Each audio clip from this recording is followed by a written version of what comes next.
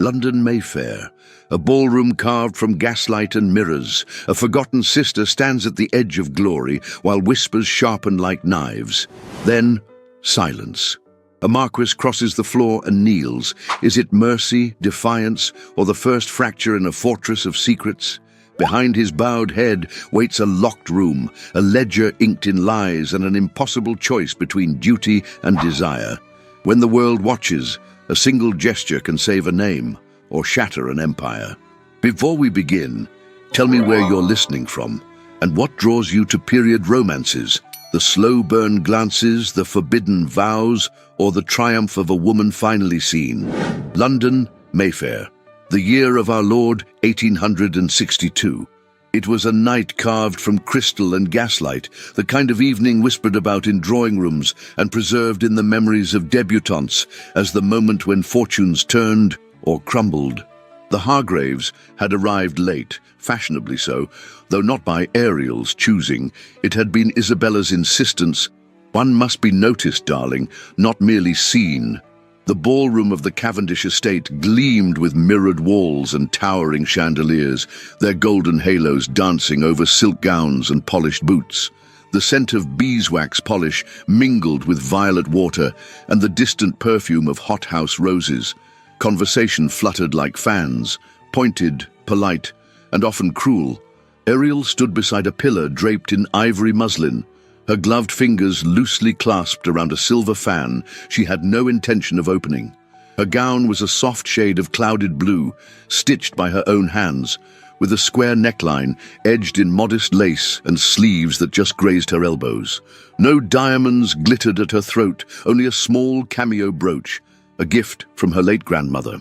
Her hair, pulled back in coils and pinned with quiet precision, reflected not the vanity of fashion, but the humility of habit.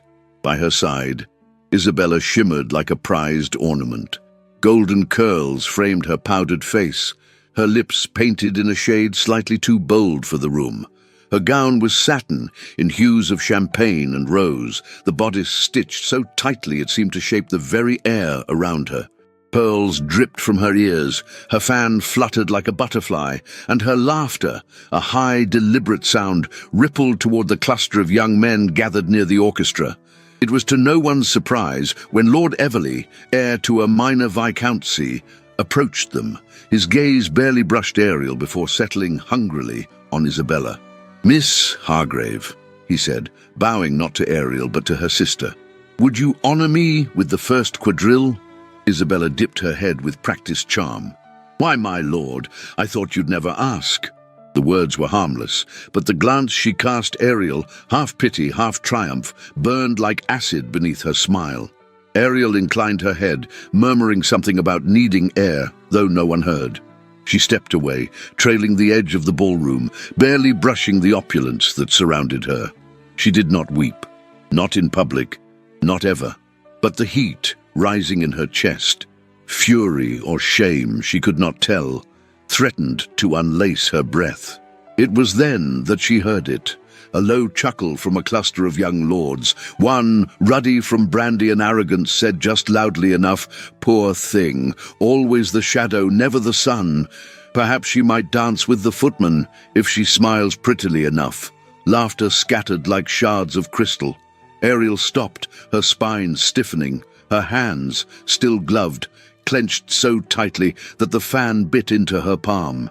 She refused to turn, refused to grant them even the satisfaction of her retreat. But someone else moved. Across the polished floor, parting the crowd with the gravity of his name, Lucian Blackwood, Marquess of Ashbourne, approached like a shadow carved from onyx. He was tall, broad-shouldered, his dark hair tinged with silver at the temples, and his presence was a thing both whispered about and feared. A widower, reclusive, cold, powerful. And yet now, without a word, he stopped before Ariel. The music paused, conversations wilted, fans froze mid-flutter. Then before the eyes of London society, he bowed his head and knelt.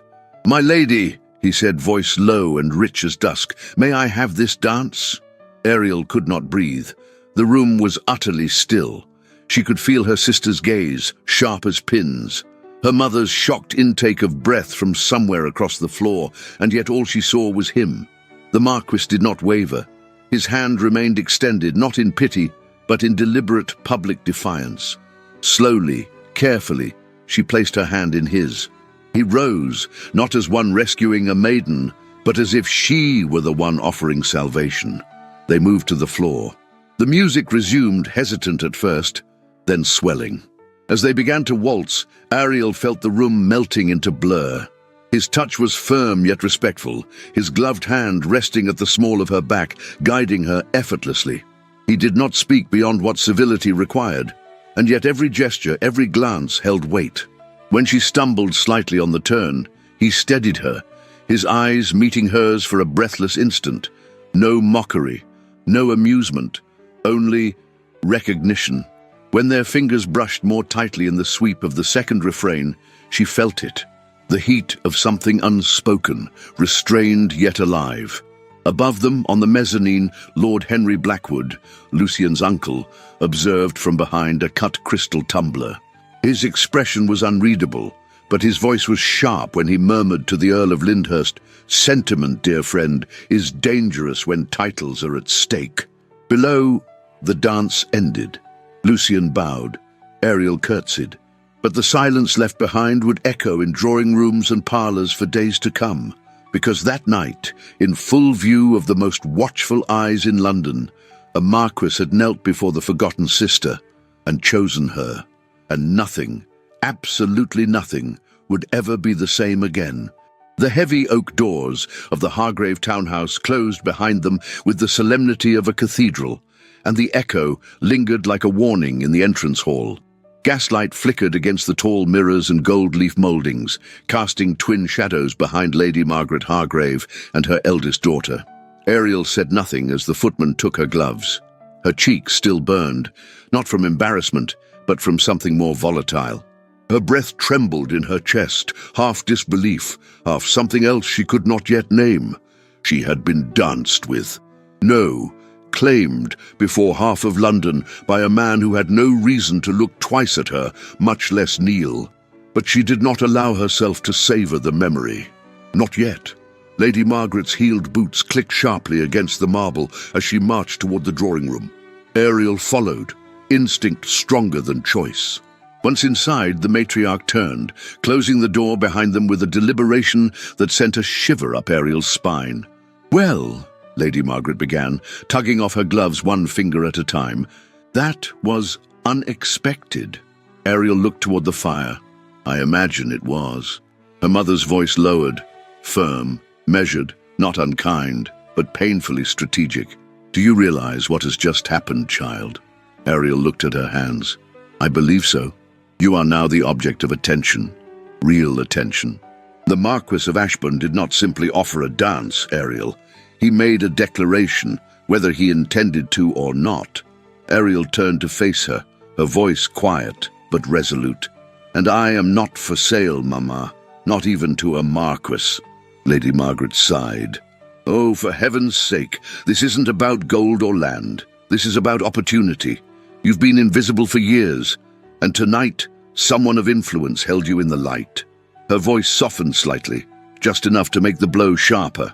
"Let us not waste it." But Ariel did not answer, not immediately. She only pressed her hands to the mantelpiece and stared into the fire until her mother left the room. That night, sleep eluded her. The image returned again and again. The solemn blue-grey of his eyes, the weight of his hand as it took hers, the way his voice had said, "My lady." She stood at her window long after midnight, watching as a fog rolled across the square, softening the glow of the gas lamps into halos of gold. Somewhere in the mist below, wheels creaked and hooves clattered. A carriage moved slowly, deliberately, and when it paused before the Hargrave home, her heart stopped. The next morning, a card arrived on a silver tray. It was heavy, ivory, bordered in embossed black. "The Marquess of Ashbourne requests the honour of calling on Miss Ariel Hargrave this afternoon." Lady Margaret's teacup rattled ever so slightly in its saucer. Isabella, seated near the window in a cascade of rose-coloured muslin, narrowed her eyes just enough to make the silence sharp. "Well," Lady Margaret said. "We shall need fresh flowers, and chairs arranged to catch the best light." Ariel folded her napkin with care. "Perhaps we shall also need to remember that this is not a spectacle." Her mother smiled tightly. "Everything in Mayfair is a spectacle, dear." Bree. When the hour arrived, Ariel stood in the parlour with hands clasped before her, dressed in a modest but well-cut dove-grey gown with pale embroidery at the cuffs. She wore no jewels, only the same cameo.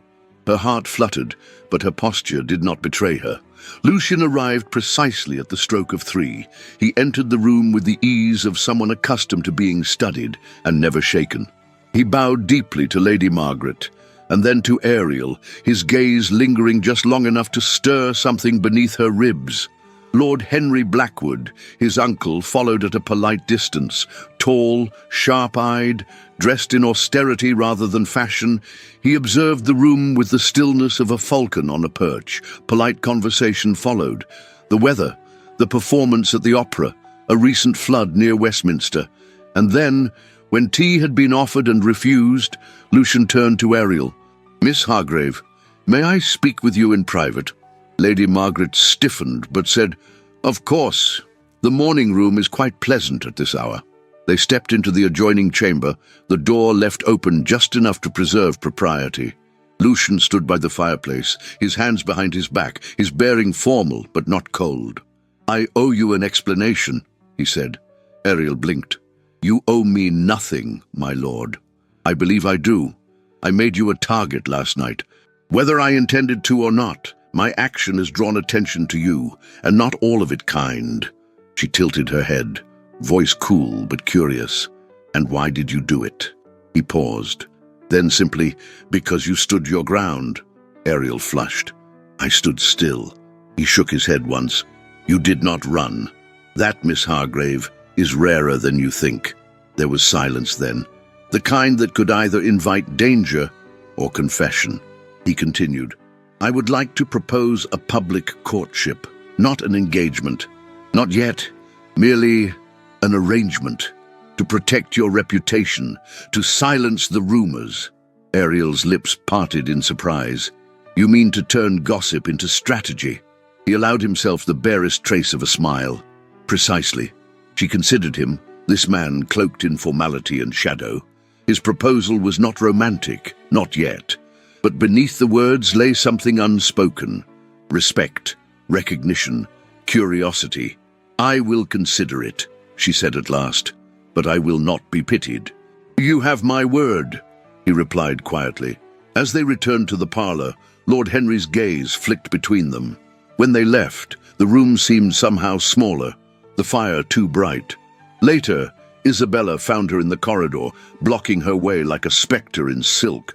"So this is how it happens," she said. "A single dance, a bowed head, and the world forgets your plane." Ariel met her eyes. Perhaps the world never looked closely enough to begin with. Isabella's expression twisted. "He doesn't want you, you know. He wants to spite the gossips. A wounded Marquess has use for a ghost of a girl when no one else will do." Ariel did not respond. There was nothing to say. That evening, after the house settled, Ariel retreated to the small room off her bedchamber where she kept her sketchbooks. By the light of a single lamp, she flipped through pages of charcoal and ink. Plans for a seamstress school, designs for modest uniforms, diagrams of looms and hand-cranked machines. A sound at the door startled her. She turned to find Lucian, standing just beyond the threshold. "I apologize," he said. "I left something. May I?" She nodded, unsure what he could have possibly left. He stepped inside, paused and glanced down at the open pages. "You drew these?" "I did." "For whom?" "For girls with no other place to go." He looked at her then, truly looked. And in that moment, the chill that surrounded him seemed to crack ever so slightly. "You surprise me, Miss Hargrave." She met his gaze, her voice steady. "Do I?" "Yes." And then he left, without another word. The next morning the columns shrieked with ink, Ashbourne's Folly or London's New Rose, and above the fold, an illustration, a sketch of her profile, eyes downcast, titled "The Sister We Forgot." Far across town, in the study of Ashbourne House, Lord Henry snapped the paper closed and murmured into the silence, "Do not forget, Lucian, estates are balanced on fragile paper. A wife must strengthen, not weaken the ledger." But Lucian said nothing. He only looked out the frost-kissed window as if trying to remember the warmth of a woman's gaze over a table strewn with dreams. The fog in Spitalfields did not roll. It settled, like breath held too long in a narrow chest. The streets were slick with last night's drizzle, their cobblestones uneven and shining faintly beneath the murky light of a grey London morning. Carriages did not dare these alleys.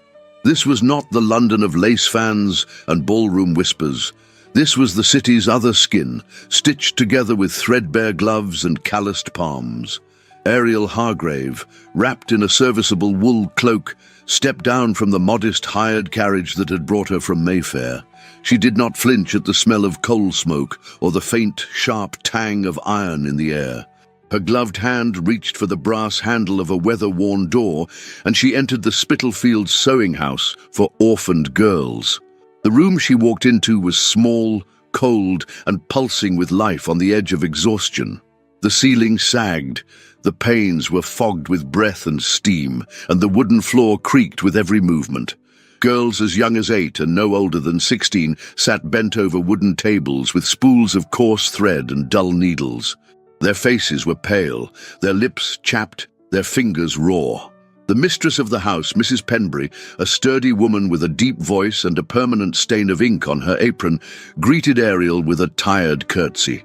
"You'll forgive the state of things, Miss Hargrave," she said, wiping her hands on her skirt. "We haven't had coal delivered in over a fortnight, and the baker cut our credit." Ariel nodded and removed her gloves slowly, her eyes scanning the room. "Do they eat today?" "Thin soup. It will do, for now." Ariel said nothing, but her gaze settled on a young girl in the corner, struggling to patch a sleeve. The child's hand trembled from cold or hunger, perhaps both. Without a word, Ariel crossed the room, knelt beside her, and gently took the cloth. "May I?" she asked softly. The girl nodded, wide-eyed. Ariel pulled a needle from her own reticule, thread already looped through the eye, and began to mend the sleeve with quiet, practiced strokes. The child watched her with reverence, then whispered, "You're too fine to be here, miss." Ariel smiled faintly. "I'm exactly where I'm needed." By the time she finished the patch, the girl had tears in her eyes. She mouthed a thank you, then tucked the mended sleeve to her chest, as though it were a thing of silk. Ariel stood, her back aching, but her resolve settling deeper. Mrs. Penbury approached again, looking hesitant. "There's talk," she said carefully, "that the Marquess of Ashbourne takes an interest in your welfare.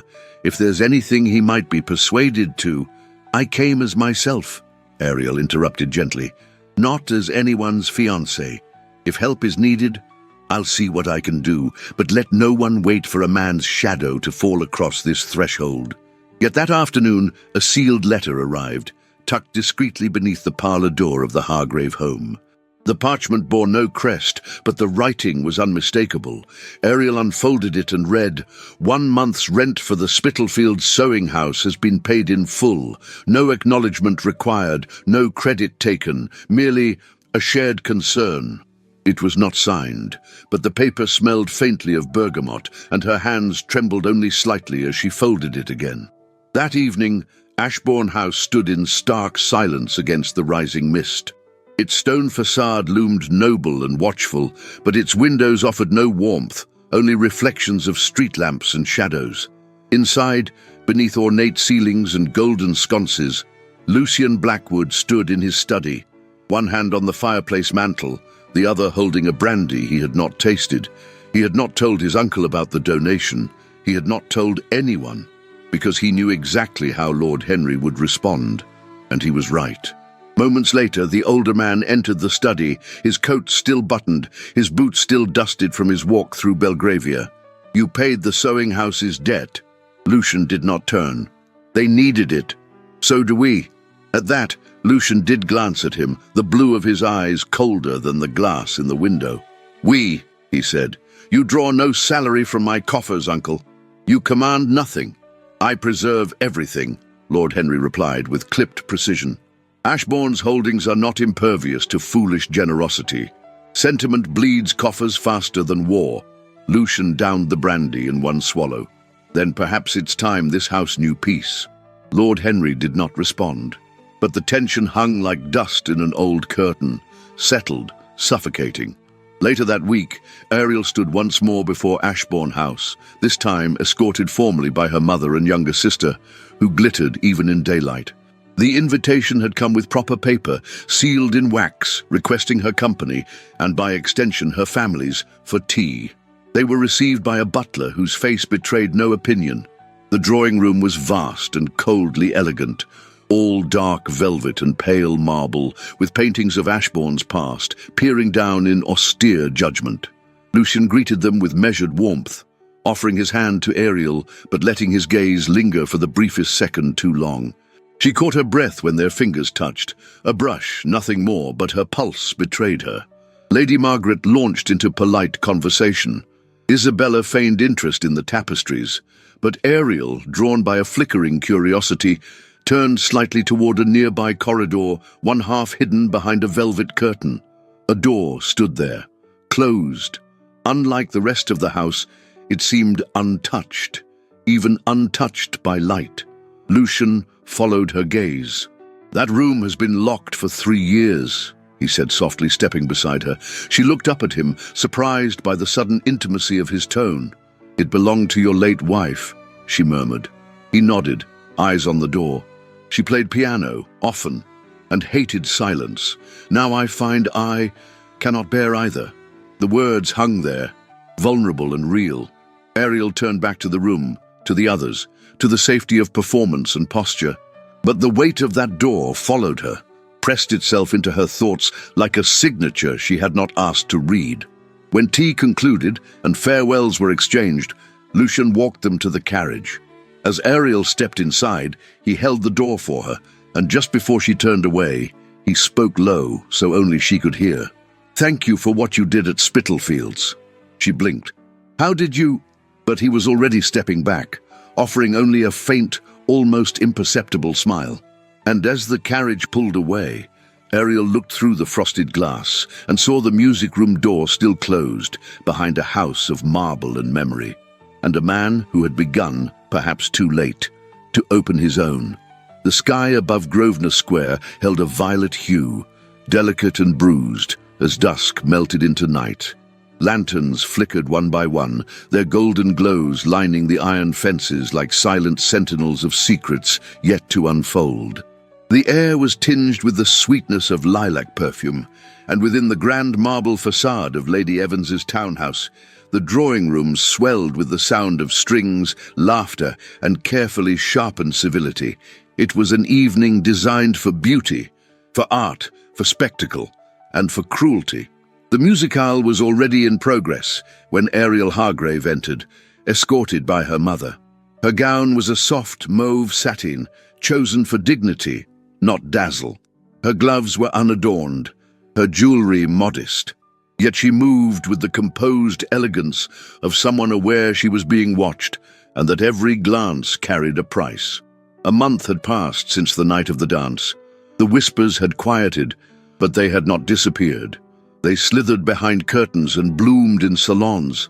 Some said she was clever, others said she was lucky. A few, more venomous, claimed she was calculated. She had come tonight not to confront such rumors, but to endure them, to survive them with grace. Her eyes searched the room. Lucian was not yet there. By the far hearth, surrounded by admirers and fawning cousins, stood Isabella, resplendent in emerald tulle, with seed pearls stitched into the bodice like stars scattered across a night sky. Her hair, piled high, glinted gold beneath the chandeliers. Her laughter chimed at perfect intervals. She looked like spring incarnate, and she wielded it like a weapon. "Darling," Isabella called, sweeping toward Ariel with a painted smile. "Come stand near the fire. You always look so pale near lamplight. The hearth gives you color."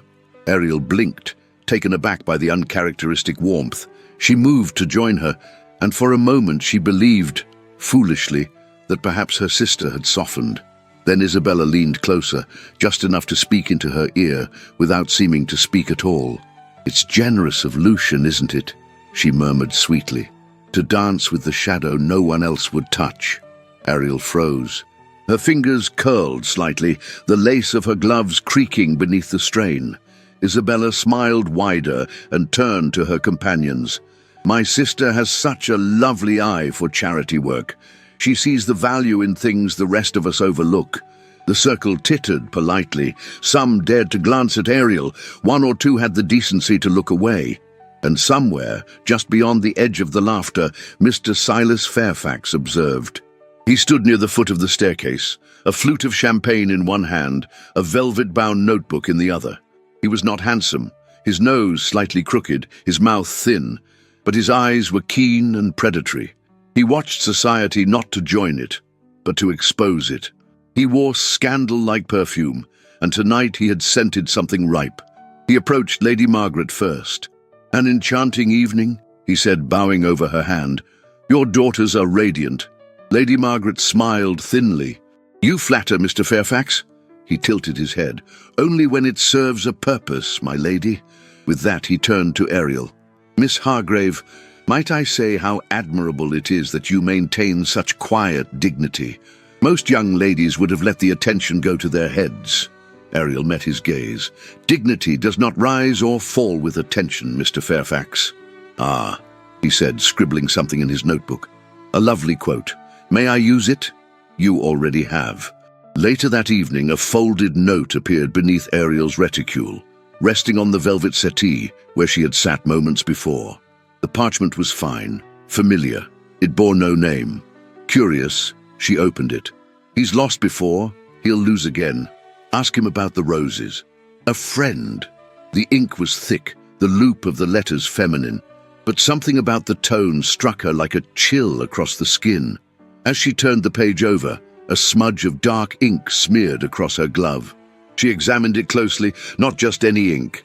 She had seen that precise formula before, in her late father's study, and later, in the hands of Lucian Blackwood. The stationery was from Ashbourne House. A coldness bloomed in her chest. She did not cry. She did not even blink. But the note, this sudden sliver of poison, sank deep. She knew it was a lie, but lies had power when dressed in familiar paper and delivered in a room full of watchers. Across the hall, Lucian arrived, tall, commanding, his frock coat cut in obsidian velvet, his silver watch chain gleaming subtly against his waistcoat. As always, his presence shifted the air. His eyes found her, and in that moment, the world hushed. Ariel stood straighter, and when he approached, she did not offer the note. She merely smiled, with effort. "I had hoped you would come," she said softly. "I would not let the evening pass without seeing you." He offered his arm. She took it. But her hand trembled slightly in his. In the hours that followed, the note spread by whisper, by glance, by suggestion. "A harmless joke," someone claimed. "A misunderstanding," said another. But the implication nestled in the room's corners like smoke. Ariel had chased him, had plotted, had maneuvered her way into his name and fortune. And in every corner, Mr. Fairfax lingered. The next morning, the columns howled. "The Quiet Climber. Has London's new rose been cultivating power in the shade? Sources suggest a strategy behind the softness. Has the Marquess been ensnared?" Lady Margaret's face was ashen. She flung the newspaper down. "We must act swiftly," she declared. "You must accept his proposal before this goes further." Ariel looked up from the ink-stained gloves she held in her lap. "I will not be married like a prisoner seeking pardon. Pride has its place, Ariel, but reputation does not wait." "No," she said, "but neither does self-respect." Later that evening, in the servants' corridor, the walls thin and the gaslights dim, Isabella stood with her maid, Ellen. The two were whispering hurriedly, glancing around before sliding a sealed envelope into the folds of a courier's satchel. "Just a little harmless story," Isabella said, smoothing her skirts.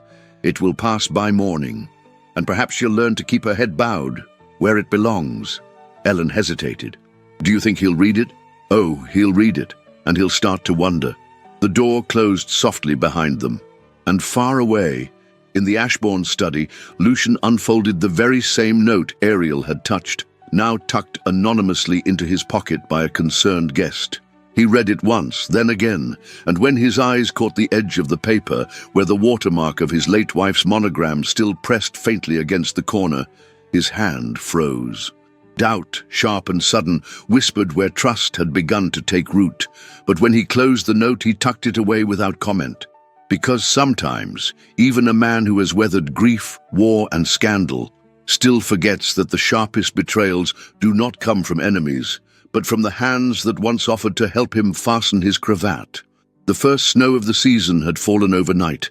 It lay upon the lawns of Holland Park like a silk sheet pulled gently over a sleeping city. The trimmed hedges shimmered with frost, the garden statues wore delicate crowns of white, and the winter roses in the conservatory held their breath beneath thin veils of ice. It was a day for cloaks lined in fur, for hand-warmers perfumed with lavender, and for the carefully choreographed pageantry of aristocratic display. Lady Chiswick's winter garden party was among the final events of the season, exclusive, elegant, and ruthless in its precision. And today, it would become something else entirely. Ariel Hargrave stepped out of the carriage with her head held high, a veil of snow already catching in the folds of her deep blue wool gown. The collar was edged with grey fox fur, a gift from her mother, chosen not for luxury but for appearances. Ariel wore it like armour. On her arm, Lady Margaret walked with her usual swift purpose. Behind them trailed Isabella, silent and too pale beneath her rouge. Her emerald satin cloak looked heavy against the white of the garden path, and her expression betrayed an unease she could no longer mask with powdered laughter. The guests were gathered near the conservatory, where champagne flowed despite the cold and music floated from an unseen quartet.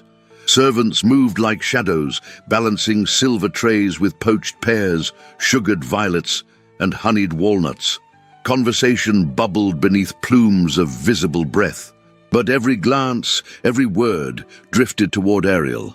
She felt it, the hush beneath the noise, the anticipation delicate as glass. Lucian had not yet arrived, but already his presence was assumed, and with it, a possibility that turned curious onlookers into watchful jurors. She knew why they stared, and she knew too that Lucian intended something today. His note had been brief, almost awkward in its formality. "I shall see you at Holland Park. There is a matter I would like to discuss." No signature, no sentiment, but the gravity had been unmistakable, and when he arrived just before the bells of St. Barnabas tolled 3, the air shifted. Lucian Blackwood, the Marquess of Ashbourne, stepped onto the garden path in a coat of charcoal wool, his gloved hands folded behind his back, his stride measured, his expression unreadable. He looked as though the wind and snow bowed to his will, and perhaps for a moment it did. He made his way toward Ariel, and the crowd parted instinctively, the way tides yield to the moon. When he reached her, he bowed. "Miss Hargrave," Ariel curtsied. "My lord." There was a pause, a breath, a shared silence where the world seemed suspended. And then Lucian turned to address Lady Margaret, his voice deep and firm. "Would you permit me a word with your daughter?" Lady Margaret's eyes glittered. "Of course." They walked slowly toward the glass house at the garden's edge. Their footsteps crunched softly against the gravel, their shadows long beneath the overcast sky. Inside, the warmth met them like a sigh. The panes of glass steamed slightly, framing them in a world apart. The air smelled of earth and lemons, and the faint golden light turned Ariel's cheeks the color of crushed rose petals.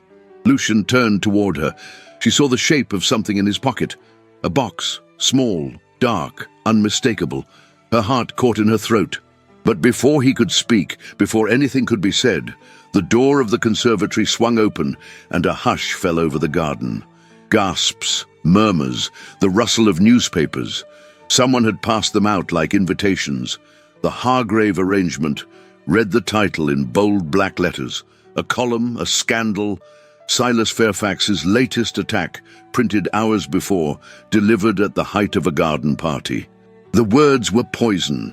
Ariel Hargrave, daughter of a fading family, manipulating the widowed Marquess into marriage with whispers of virtue and quiet grace.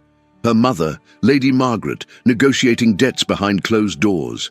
Isabella, the decoy. Ariel, the scheme. It was not an article, it was an execution. Through the glass, Ariel could see the papers in trembling hands. She saw her mother's face pale. She saw Isabella's lips part, not in outrage, but in guilt. And then she turned to Lucian. His hand hovered over the box in his pocket. She waited, but he did not reach for it. He looked at her, searching her face as if trying to decipher something beyond the words now etched in ink across London. And then he lowered his hand. Her breath stilled. He did not kneel. He did not speak. He only tucked the box back into the pocket of his coat. Ariel took a step back. Her eyes did not water. Her voice did not shake. "If you believe any part of that," she said quietly, "you should go." "I don't," he said, but his voice lacked the certainty she needed. "You're hesitating." "I'm protecting you." "No." She shook her head. "You're protecting yourself." He tried to reach for her then, but she turned. "Lucian," she whispered, and it was the first time she had used his name aloud in public. "I will not be rescued out of guilt. If you cannot choose me, fully, freely, without fear, then you must not choose me at all." The snow began to fall again, gently, melting on the glass panes above them. Lucian said nothing, and Ariel walked away. She crossed the garden, the falling snow soaking into the hem of her gown. She passed the silent guests, the gasping women, the whispering men. She passed her mother, who reached for her arm. She passed Isabella, whose eyes brimmed with something that looked like remorse, but Ariel could not stop to examine it. She did not stop until she was seated inside the carriage, her hands folded in her lap, her expression carved in frost. Back in the garden, Lord Henry Blackwood watched from beneath the arched entryway, untouched by snow, untouched by scandal. He folded the newspaper in his hands with quiet precision, slipped it beneath his coat, and allowed himself the faintest trace of a smile, because doubt, once planted, did not need water to grow. It only needed silence. And Lucian, at the worst possible moment, had chosen exactly that. The winter that pressed against Mayfair's windows was not cruel in its bite, but in its stillness. It crept into drawing rooms and settled in teacups, in half-spoken sentences, in the silence between doorbells that should have rung, but did not. Snow no longer fell with innocence. It muffled secrets and tracked footprints through corridors where truths had no place to hide. In the drawing room of the Hargrave townhouse, a single coal burned low in the grate. The flames hissed softly, barely enough to warm the cold tension in the air. Ariel sat alone, her hands resting on her lap, a sheet of paper laid across her knees. It was a letter from the trustees of the Spitalfields sewing house, stiffly worded, yet not cruel. Due to recent controversy in the social pages and the resulting withdrawal of certain patrons, we regret to inform you that the financial support previously pledged to your educational initiative must be reconsidered. Below it, other letters lay like fallen leaves. Notes from donors, anonymous and known, rescinding their support with language that stung worse for its civility. She looked down at her sketchbook, now returned but violated. Pages had been sliced, rearranged. Her neat handwriting had been twisted into false arithmetic, columns of numbers, sloppily inked to look like calculations. Imaginary estimates of Ashbourne's holdings, expenses, dowry projections. Her own name, circled in red ink beside the words, "securable through marriage." It was a forgery, but one that looked devastatingly plausible. She did not cry, not yet. But something in her, quiet and delicate, tore like a seam pulled too tightly. The door creaked open behind her. "Miss Ariel," came the hesitant voice of Thomas, the footman. His face was pale, and he twisted his cap in his hands. She turned slowly. "Yes? I wasn't supposed to say anything, but I think I did something wrong. I didn't know, I swear it." She stood. "What did you do?" His eyes darted toward the corridor, then lower, toward the floor. 2 days ago, a man came, said he was from Mr. Fairfax's office, said he'd been authorized to collect materials for an article you were working on. I thought it was strange, but he showed me a card with the Hargrave crest, said Lady Isabella approved it. Ariel's pulse slowed to a throb. And you gave him my sketchbook. He nodded. He paid me to look the other way. I thought it was harmless. Nothing is harmless, she thought. Not in this city, not in this family. She dismissed him gently, then sat again, this time not in despair, but in resolve. She knew where she had to go. Hours later, as the bells of St. James's chimed 4, Lucian Blackwood strode into the narrow lobby of a Fleet Street print house, his boots damp with melting snow and his face set in steel. He did not wait for a secretary. He did not knock. He pushed through the oak door and found Silas Fairfax seated behind a desk littered with proofs and half-drunk brandy. The columnist looked up with a half-smile. "Ah, my lord, I was wondering when you might come to object." Lucian said nothing. He reached into his coat, retrieved a page from Ariel's sketchbook, and laid it flat on the desk. Fairfax raised an eyebrow. "You disapprove of her arithmetic?" Lucian's voice was like stone. This was altered badly, but just well enough for those who wished to believe it. Fairfax shrugged. "I only print what reaches me." "And who delivered it?" "An intermediary," he said. "A maid. Works in the Hargrave household. Ellen. Tidy, clever hands. Quite a gift for mimicry." Lucian's jaw tensed. "And who paid you?" Fairfax reached for his drawer. From it, he withdrew a folded bank draft and placed it between them like a dropped gauntlet. The name was written in fine, measured script. H. Blackwood. Lucian stared at it, unblinking. His uncle's signature, precise and unmistakable. He left without a word. Back at Ashbourne House, the halls seemed darker than usual. He found Lord Henry in his study, sipping from a crystal glass as if waiting for him. Lucian stood before the hearth, the draft clenched in his hand. "Tell me it's a forgery," he said. Henry looked up, calm. "It is not. You paid Fairfax to destroy her." "No," he said, setting the glass down. "I paid him to reveal her, and it appears I succeeded." Lucian's voice dropped. "She did nothing wrong. She is dangerous. She is honest.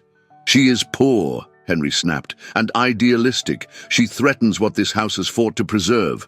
You think marrying a woman of no fortune, no title, no political alliance is romantic? It is ruin, Lucian, ruin masked by lace and longing." Lucian's face twisted in quiet fury. "You used my late wife's paper, her ink, her memory." Henry did not flinch. "She would have agreed with me. She knew what it meant to be a Marquess's wife." Lucian turned, his shoulders tight with rage. "She died miserable," and he left the room before the older man could speak again. That evening, Ariel awaited him, not in the drawing room, but in the parlour where the roses had long since withered. She wore a gown of grey silk, plain, without ornament. Her hair was unpinned, falling softly over her shoulders, and her hands were bare. When Lucian arrived, she saw it in his eyes.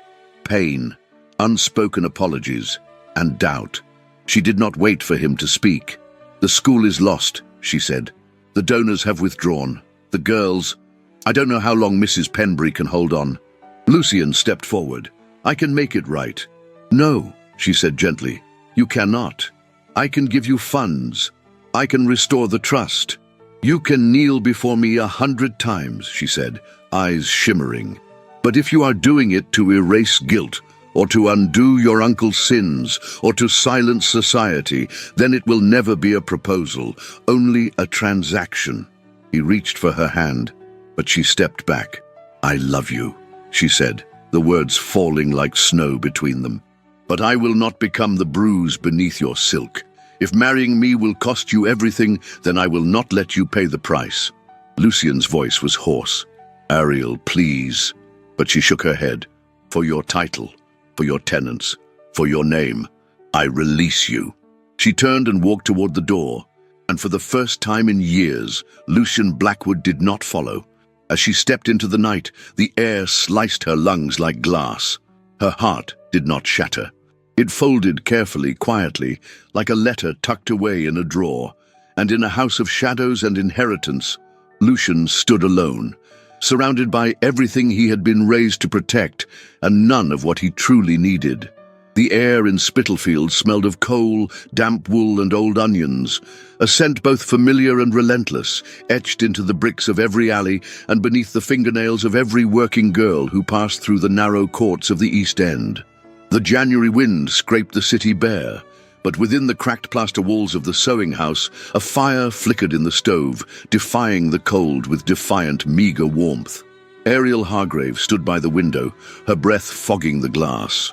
Her gown was simple, her hair tightly braided and tucked beneath her bonnet.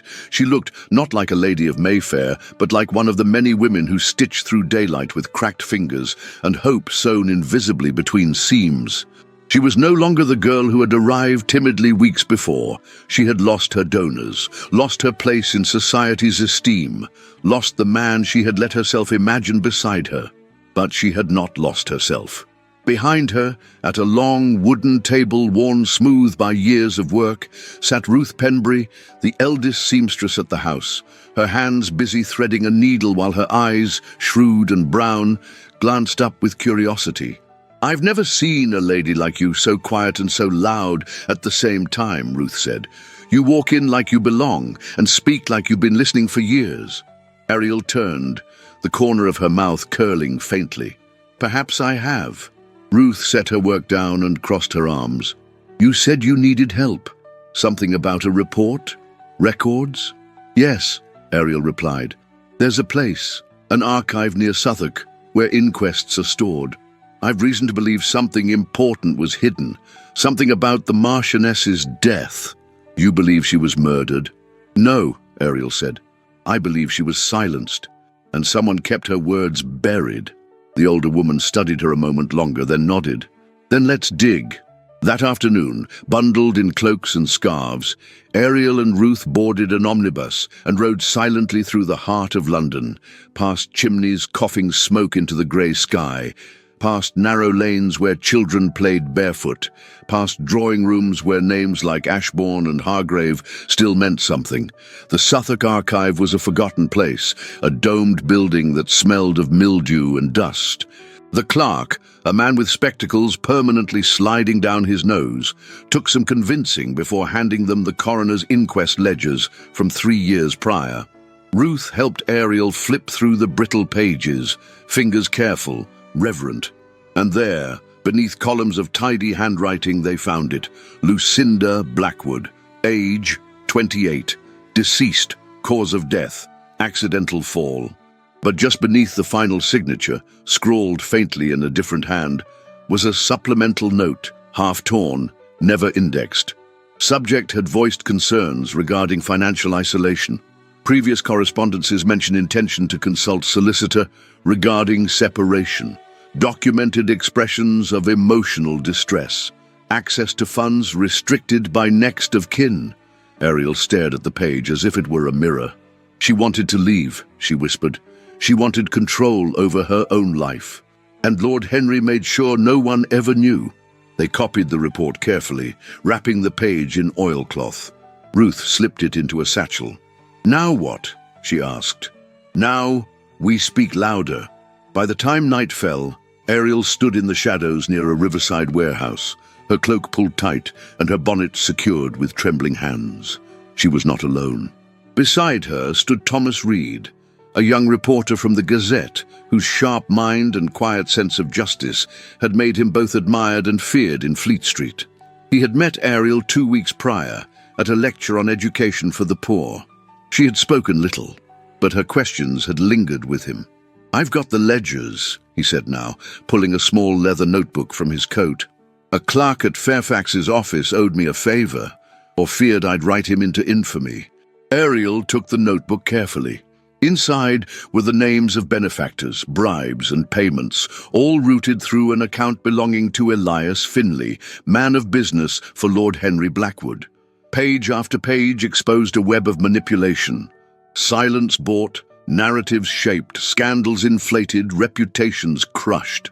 "He paid Fairfax," Thomas said, repeatedly. "Every piece on you, on your family, on the school, traced back to the same source."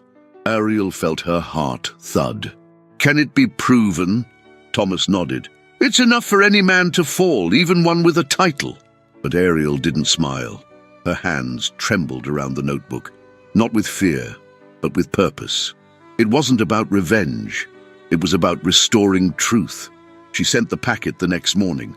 Addressed to Ashbourne House, sealed in wax, it contained 3 things: a copy of the coroner's suppressed note, the financial ledger, and a list of donors, names of those who had agreed to return their support if the lies were undone. She sent it without fanfare, without a letter, without hope, but not without dignity.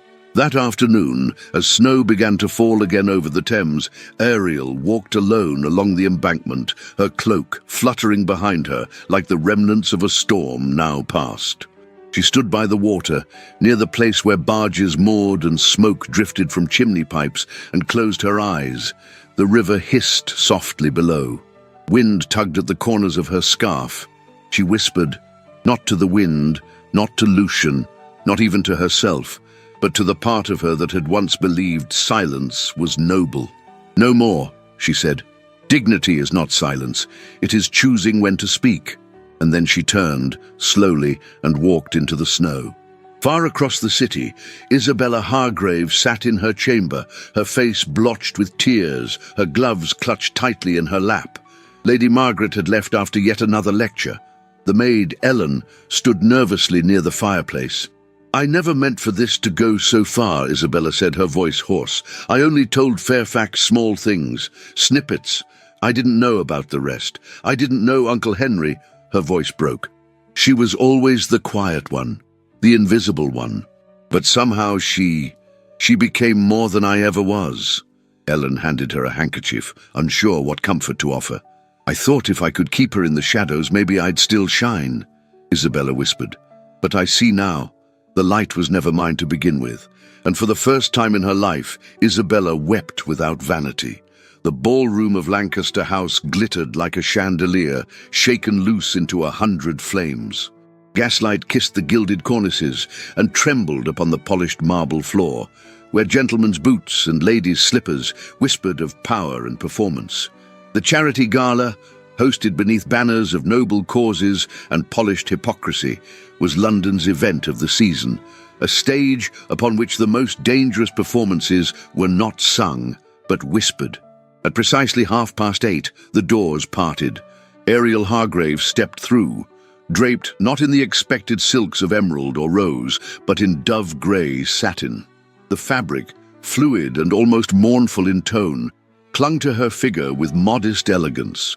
Her neckline curved in a softened square, trimmed with whisper-fine lace, and her sleeves were unadorned save for a single stitch of embroidery shaped like a thistle, delicate, overlooked, but impossible to crush. She wore no jewels, no pearls, no rubies, no tokens of wealth to dazzle the senses or buy forgiveness. And still the room stilled. Not since the ball in Mayfair had the ton paused mid-waltz and mid-lie to turn its collective gaze upon the woman once dismissed as the ugly sister. But tonight there was no pity in the air, only the crackling tension of uncertainty. She walked with the posture of someone who had learned the price of silence and the higher cost of truth. Heads tilted, fans slowed.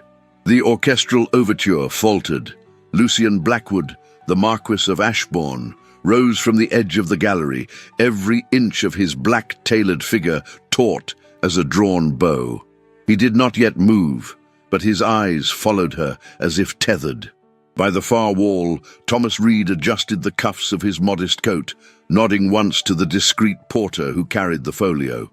It was time. Ariel did not approach the dance floor. Instead, she crossed to the dais set for the evening's honoured patrons, men and women who donated in guineas and devoured gossip in pounds. She turned slowly, her gaze meeting those who had once whispered about her gloves, her complexion, her smile. "I beg your indulgence," she said calmly, voice ringing with a grace that shamed the chandeliers.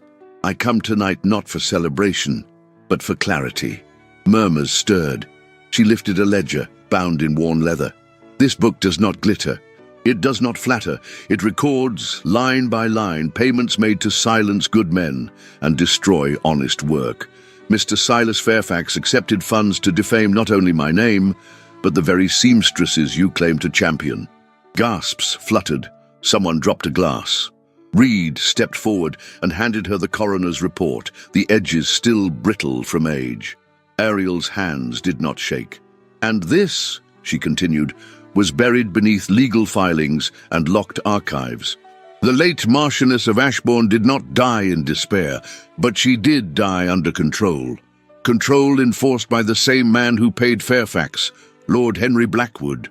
At the back of the hall, Fairfax's face drained of blood, as if a phantom hand had wrung his throat. "This is slander," he hissed, lurching forward. But Lucian descended the marble staircase, his voice like steel wrapped in velvet. "You will not speak." Guards, already briefed, closed in. Fairfax's protests drowned beneath the rising tide of scandalized delight. Lady Wrexham fanned herself so violently her feathers collapsed.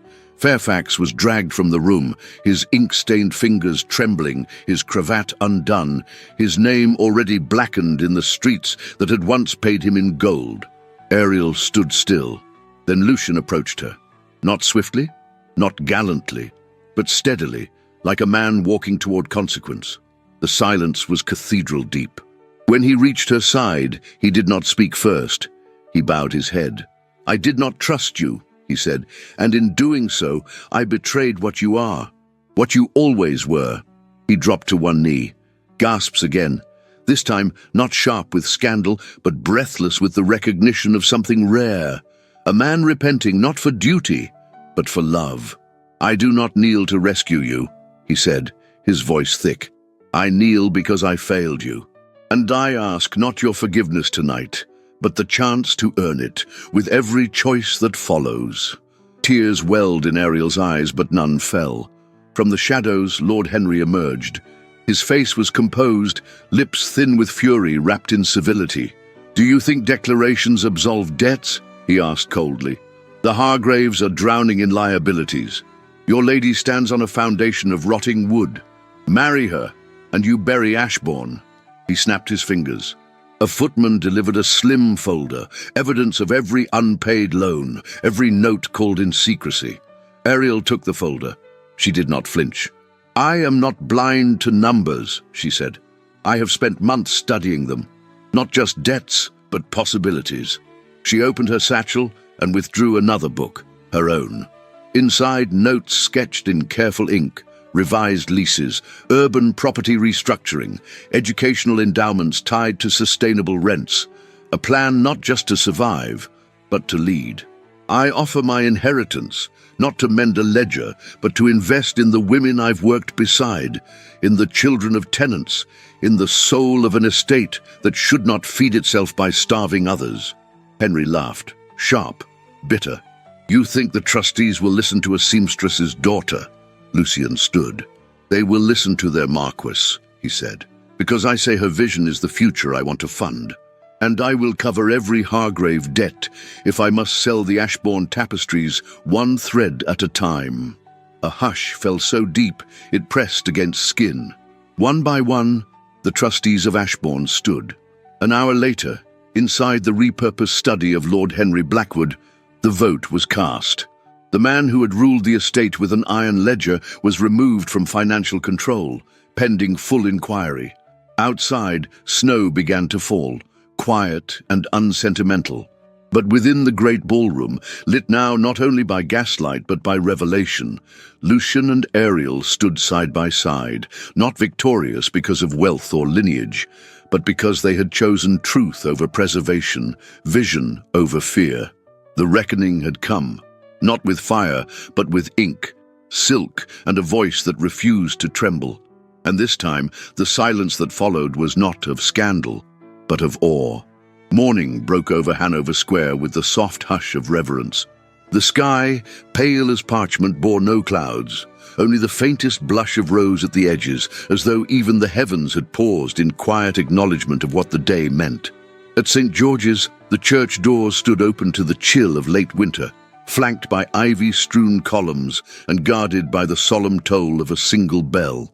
London society gathered not in spectacle, but in suspense, hushed beneath the arching nave where history and future prepared to collide.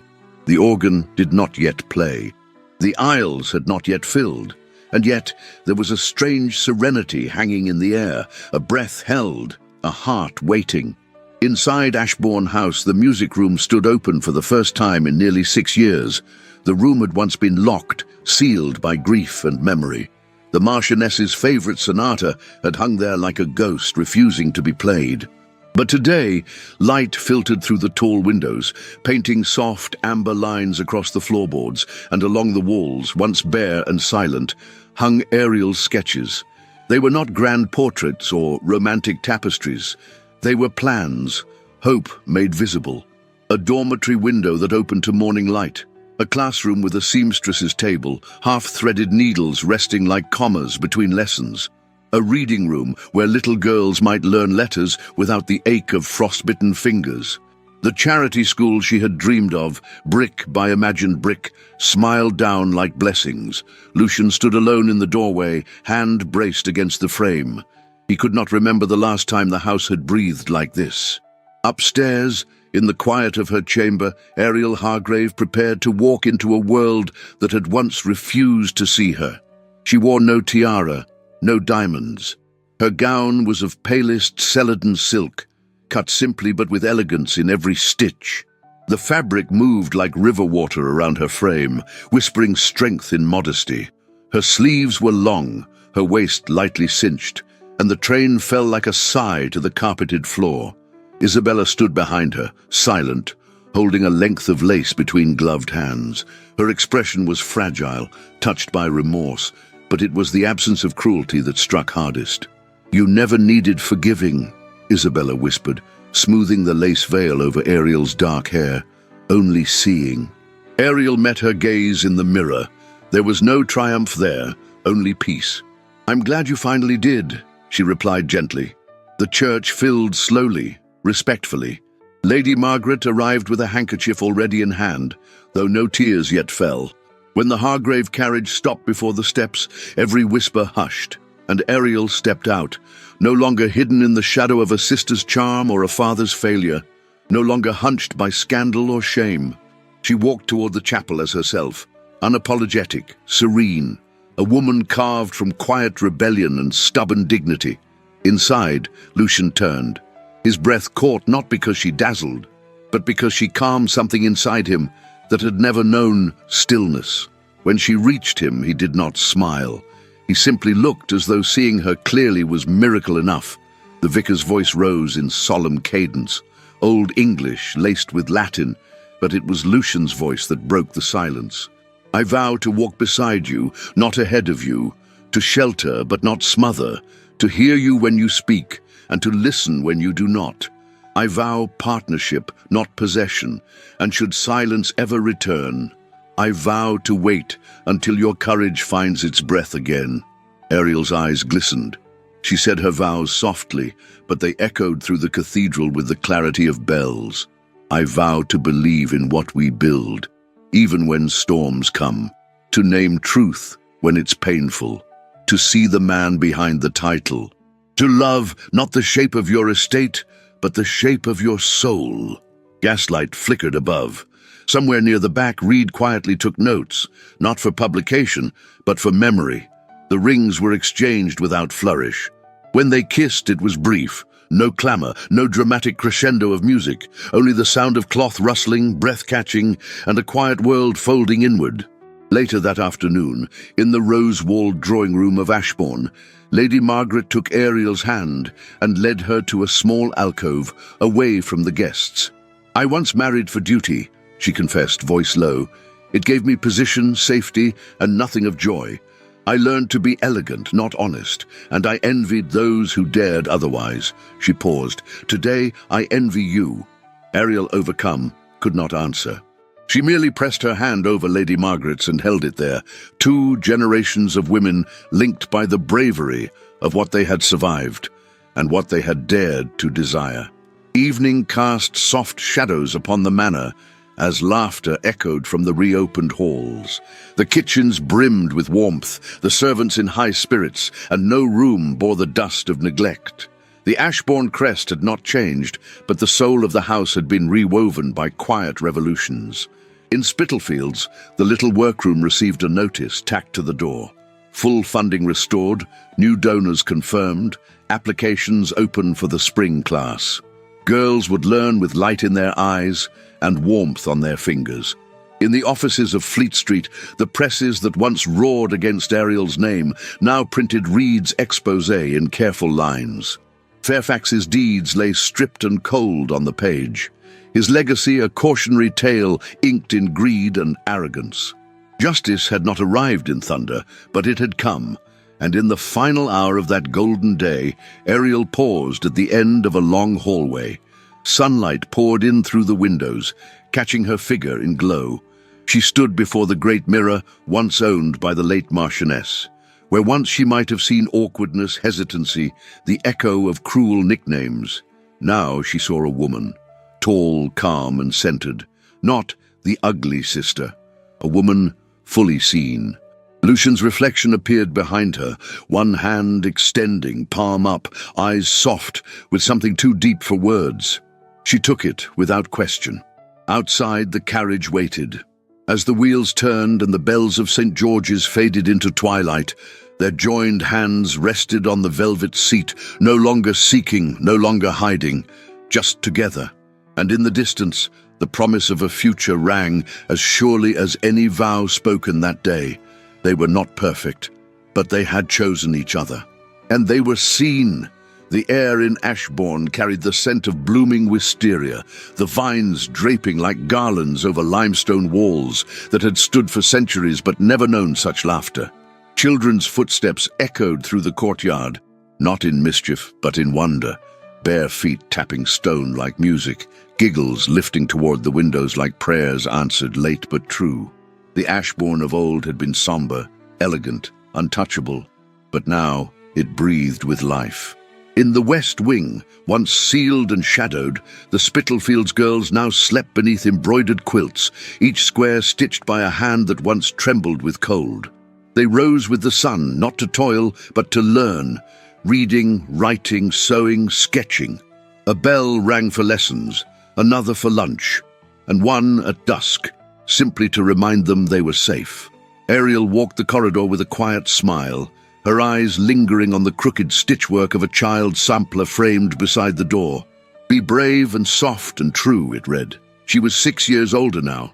Her hair was longer, a shade darker, and her hands bore faint ink stains more often than gloves.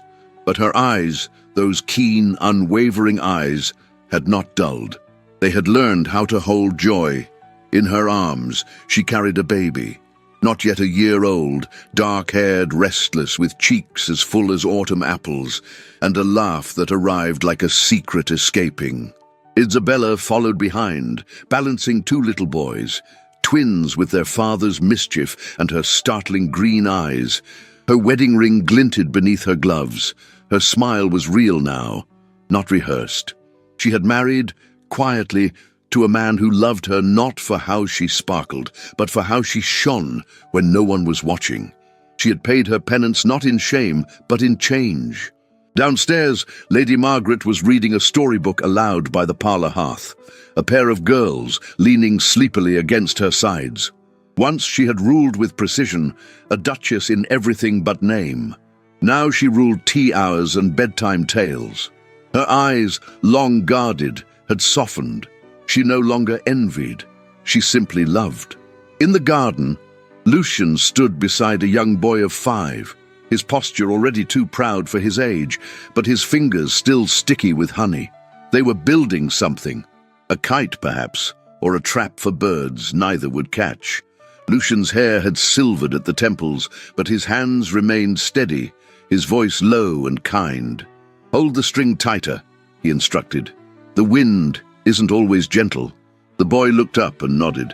"But it always comes back." Lucian smiled faintly. "Yes, it always does." Later that evening, the house gathered, as they often did. Reed had arrived from the city, older now but never slower, with a new edition tucked beneath his arm, and spectacles perched precariously on his nose. He spoke of reforms, of education bills passed in Parliament, of society finally listening to the voices it had long silenced. "And Fairfax?" Ariel asked quietly. "Died in obscurity. A boarding house in Bristol. No visitors. No legacy." A pause. "Some prices," Reed added, "are paid slowly." Ariel nodded. She felt no triumph, only closure. Lord Henry had vanished from public view after the trustees removed him. He now lived alone in a distant estate, far from the titles he once controlled. No letters had come, no apologies. His silence was not peace, but absence. Outside, the sun began to dip, throwing long shadows across the lawn. Lucien found Ariel on the east balcony, their infant daughter asleep against her shoulder. He touched her hand gently. "Do you ever wonder," he murmured, "how close we came to missing all of this?" Ariel turned to him, eyes brimming with quiet wonder. "Not anymore," she said. "I only wonder how I ever lived before knowing what it meant to be chosen." They stood together, not as legend, not as scandal, not as redemption, but as husband and wife, lovers and parents, partners still learning the shape of one another's courage. Below, the children's laughter rang out again. And in the mirror behind them, where once she had sought permission to be seen, Cyril caught her reflection again, not with awe, not with disbelief, but with calm recognition. She was no longer the ugly sister. She was the woman who had once refused to bow. And now, 6 springs later, she had built a life where no one else would have dared to dream one. The wheels of a carriage turned far off in the distance.